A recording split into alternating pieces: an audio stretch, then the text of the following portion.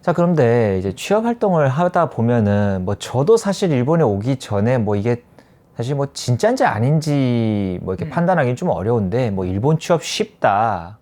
뭐 일본에 워낙 구인 나뉘어서 일할 사람이 없어가지고 뭐 일본어 좀 되고 뭐 스킬 어느 정도 있으면 일본 취업 할 수 있다. 뭐 이런 식의 뭐 기사라고 해야 되나 이런 글들이 상당히 많이 있잖아요.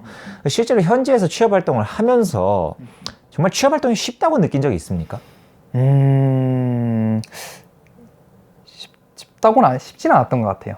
네, 제가 느낀 점은 이제 제가 취업을 준비하던 시기라고 해야 될까요? 이제 뭐 주변 소문으로도 있었지만은 일본에서 일할 사람이 없다. 네, 그리고 이제 외국인도 많이 뽑고 이제 취업하기는 한국에 비해 수월할 수도 있다라는 걸 꽤 많았던 것 같은데 이제 결국엔 그 말은 정확하게 말씀을 드릴 수 있는 게 뽑을 만한 능력을 가진 사람이 없다라고 생각할 수 있어요. 인재가 네, 없다. 인재가 없다. 네. 그래서 이제 그냥 남들과 비슷한 스킬을 가지고 있는 수준이라면 좀 이제 절대 좀 쉽다고는 말하기 힘들 것 같고요. 이제 흔히 주변에서 말하기를 그런 정도라면은 좀 블랙 기업에 취직하게 되는 확률이 높지 않나. 취직을 하더라도.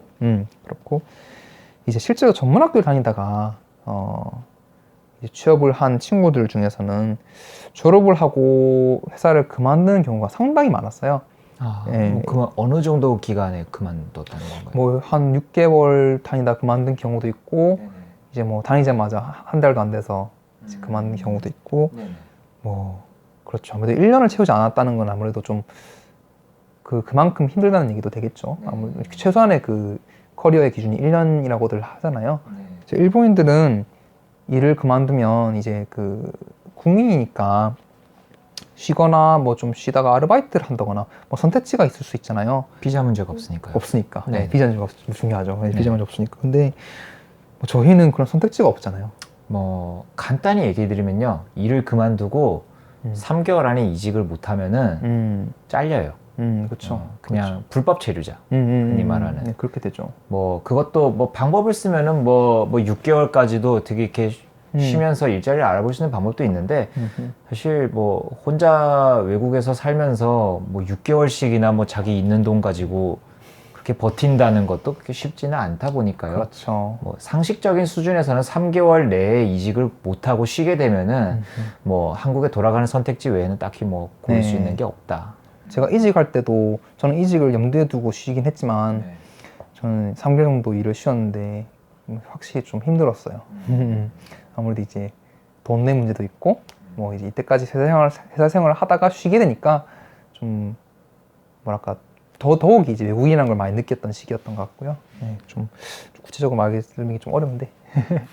그래요. 막 일본인들은 뭐 사실 일을 그만두면은 뭐 말씀하신 것처럼 뭐 아르바이트를 한다든지 뭐 완전히 다른 분야로 뭐 전직을 한다든지 뭐 이런 선택지도 물론 열려야 있겠습니다만 사실 정해진 딱 분야에만 취업을 할 수 있는 외국인인 우리 입장에서는 뭐 힘들겠죠. 아무래도 비자가 잘릴까 안 잘릴까라는 걱정을 할 수밖에 없게 되니까 뭐 일본에서 뭐 아르바이트를 할 수도 없는 노릇이고 그러면 뭐 결국 한국에 돌아가거나 뭐 블랙 기업에서 참으며 일을 계속하거나 그런 거밖에 없겠네요. 그렇죠. 그게 싫으면 이제 이직을 해야 되는데 이직이 좀 쉬웠습니까?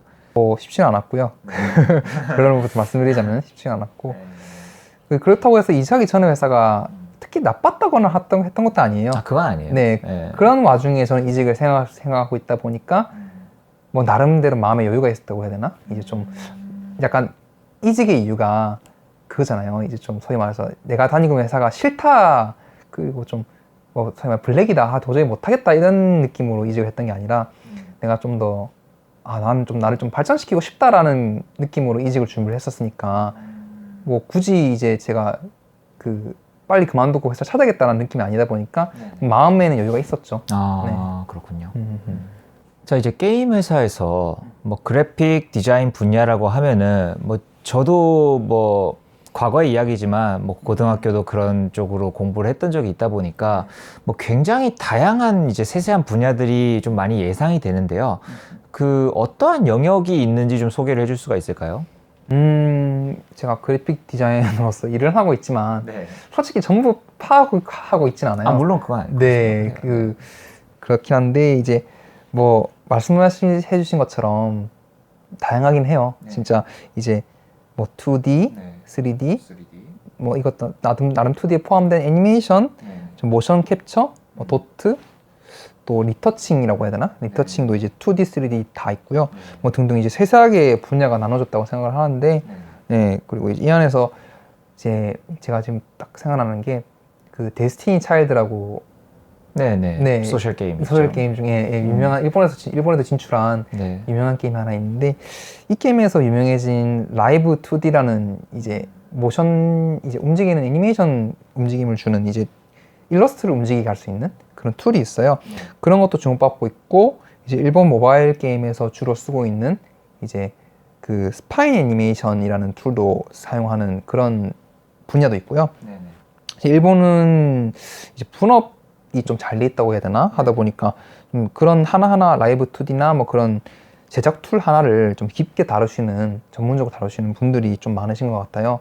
그래서 이제 제가 신입으로 취업을 준비할 때는 이제 앞으로 그 수요가 많이 발생할 거로 생각이 되는 라이브 2D를 공부해보는 게 어떻겠느냐라는 이제 주변 분들의 추천이 있긴 했는데 그 저는 이제 만약 그래픽 분야로 취업을 희망하신다면 이제 어떤 일에서도 마찬가지겠지만 이제 그래픽 분야에서 자기가 하고 싶은 일보다 좀 뭐랄까 좀 본인이 잘할 수 있는 것을 찾는 게 조금 더 중요하다고 좋지 않을까라고 생각을 해요. 그 왜 이렇게 뭐 많은 그래픽 디자인의 이제 화풍이라고 해야 될까? 그 중에 보면 이제 도트 그래픽 같은 것도 뭐 일본의 이제 레트로 게임 같은 데 보면은 많이 채용이 되고 있잖아요. 그런 이제 아기자기한 도트 그래픽이라든지 레트로풍의 그런 게임 원화의 수요 같은 게 일본에도 좀 어느 정도 있다고 생각을 하는지 그 주류가 되는 스타일이 무엇인가 이런 거에 대해서 좀 이야기를 한번 나눠보고 싶네요. 아, 주류가 되는 스타일? 네네. 네. 이 부분은 현재 주변에 좀 물어볼 사람이 좀 도트나 레트로풍 게임 제작에 참여하고 있는 사람이 없어서 구체적으로 말씀드리기가 좀 어려운데요. 그 아는 선에서만 제가 알고 있는 선에서만 말씀을 드리자면 이제 그래픽 디자이너가 꼭 도트만 하지는 않는다. 한 가지만 하지 않는다라고 좀 말씀을 드리고 싶어요.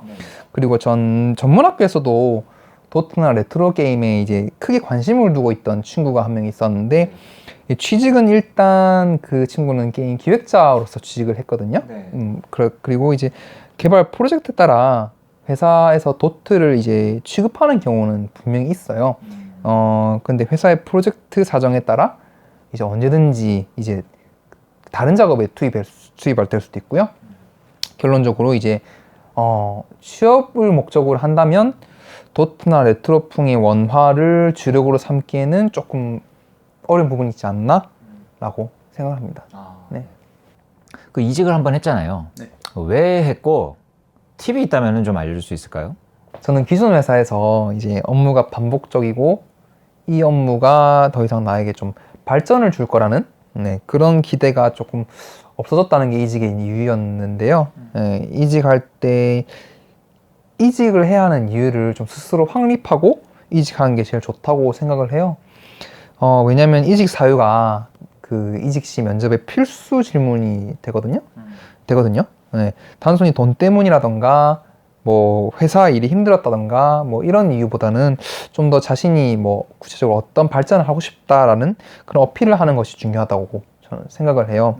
이직할 때 느낀 건 이제 신입으로 취업을 준비할 때보다 좀 더 수월하다고는 느꼈고요.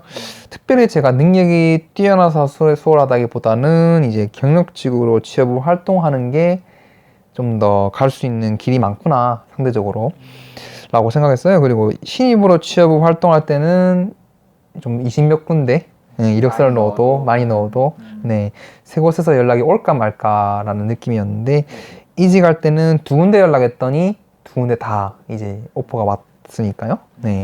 이제 이직할 때는 이제 아무래도 시기가 제일 중요하다고 생각을 하는데 이제 자신이 참여하고 있는 프로젝트가 뭐 끝났거나 이제 아예 하나 끝났거나 혹은 연 단위를 넘어갔을 때 시도하는 걸 추천해 드리고 싶고요. 일본도 한국과 마찬가지라서 좀 역시 근속 기간을 좀 짧으면 근속 기간이 짧으면 좀 이직하기 힘들지 않을까라고 생각합니다. 그럼 이제 근무 시간이라든지 이쪽 분야에 좀 업무 강도 같은 거에 대해서 좀 들어볼 수가 있을까요? 이제 저 같은 경우에는 첫 번째 회사는 이제 플렉스 타임제로 근무를 했었는데 이제 그 덕분에 시간 관리는 용이했지만 작업 시간이 부족해서 조금 힘들었고요. 덕분에 일그림을 그릴 때는 좀 스피드는 많이 늘었고 실제로 지금 회사에서는 작업 속도에서는 어느 정도 인정을 받고 있어요. 그리고 지금 이직한 회사의 작업 시간 자체를 좀 여유롭게 주는 편이기도 해서 하나의 작업물에 있어서 이제 퀄리티를 최대한 끌어내달라라는 느낌입니다. 아, 지금 회사는? 네네네. 그리고 현재로서는 작업하고 있는 작업 방식이고요. 두 회사 다 기본 작업 시간은 8시간이었고, 그리고 잔업은 첫 회사가 더 많았어요. 그리고 하루 안에 해결해야 하는 마감 기한이 빡빡한 작업들이 있었거든요. 전 회사 같은 경우에는 좀 그날 바로 처리해야 되는 게 좀 많았다. 네. 그렇군요. 그러면은 그 이쪽 분야의 그 신입 급여가 뭐 좀 구체적인 액수를 말하기는 어려울 것 같습니다만 좀 어느 정도 선에 좀 형성이 되어 있고 만약 경력이 좀 쌓여서 한 5년 차 정도 된다면은 어느 정도 급여를 좀 받을 수가 있는지 좀 궁금해요.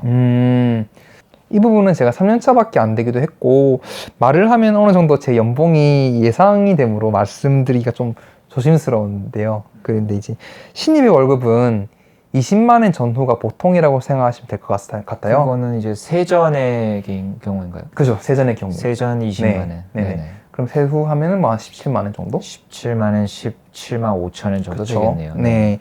그리고 주변에서 알아주거나 규모가 꽤 된다는 회사는 이제 26만 원 정도 주는 경우도 있고 거기에 이제 뭐 복지로 월세나 교통비 보조 등이 잘 갖춰진 회사가 있고요. 물론 들어가기는 힘들죠. 그리고 이제 이후에는 능력에 따라 이 계약 조건에 따라 대우가 달라지기도 하고 이제 이 정도다라고 하기는 좀 말씀드리기 어렵지만 그래픽 디자이너는 좀 연차가 된다고 해서 무조건 뭐 많이 받는 분야가 절대 아니라고 생각을 하고요. 이제 능력에 따라 급여가 좀 차등이 발생하는 편이라 이제 기준이 좀 다른 분야하고 좀 많이 다르다고 보시면 될 것 같습니다. 그래서 취직을 해도 아무래도 매년 좀 자신의 능력을 좀 더 계속 공부를 해야 하지 않나 싶습니다. 네. 자, 그럼 뭐 긴 인터뷰 고생 많으셨는데요. 마지막으로 오늘 좀 인터뷰하면서 하지 못했던 이야기 한마디만 좀 해주실 수가 있을까요? 네, 일본은 가까운 나라기도 하지만 역시 어디까지나 해외이고 한국이 아니잖아요.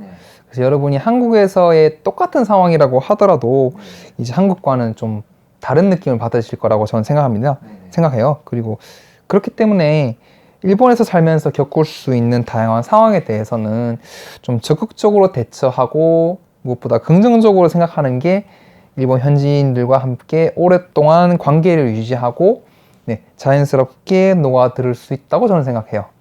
이제 일본에 살면서 정말 이제 많은 주변인들이 한국으로 좀 돌아가는 경우를 봤는데 이제 결국 일본 문화의 외지인으로서의 벽을 좀 넘지 못했지 않았나라고 생각하고요. 적극적인 자세와 좀 긍정적인 마음가짐이 있다면 이제 일본에서의 생활도 좀 외로운 타지 생활이 아니라 나름 이제 인생에 있어서 또 다른 하나의 좀 고향이 되지 않을까라고 저는 생각합니다. 네, 오늘은 전문학교를 거쳐서 일본에서 그래픽 디자인 분야로 일하고 있는 일본 생활 5년 차인 석자님과 함께 인터뷰를 진행을 했고요. 앞서 말씀드린 대로 구독자가 1만 명이 넘었기 때문에 지금 현재 한 1만 2,100명까지 와 있네요. 1만 명이 넘었기 때문에 도쿄 롯본기에 있는 뒤에 도쿄타워가 보이시는지는 모르겠습니다만 유튜브 스페이스 도쿄 스튜디오 3번에서 스튜디오 촬영으로 인터뷰가 진행이 되었습니다. 앞으로도 종종 이곳에서 이제 다양한 분야에 이제 일하고 계신 한국 분들을 모시고 인터뷰가 있을 예정이니까요. 많은 관심과 채널 구독 그리고 좋아요도 좀 부탁드리겠습니다. 그 유튜브 스페이스의 혜택을 제가 찾아보니까 구독자가 1만 명이 넘으면은 여기를 한 달에 2번 쓸 수 있어요. 아, 공짜로? 아, 예, 물론 공짜입니다. 여기 음료수도 다 공짜예요. 오시면은 음료수라든지 간식거리도 제공을 다 해주더라고요. 근데 이제 구독자가 10만 명이 넘으면은 여기를 이용할 수 있는 횟수가 는데요.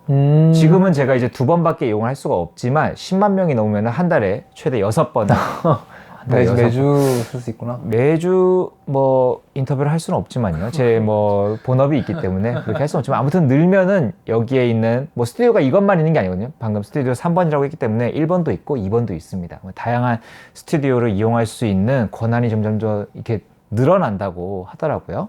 그래서 뭐 영상이 마음에 드셨다면은 네, 구독도 좀 부탁드리고 좋아요도 좀 눌러주세요. 네, 그러면 다음 시간에 또 새로운 주제를 가지고 여러분들에게 찾아뵙도록 하겠습니다. 시청해주셔서 대단히 감사합니다.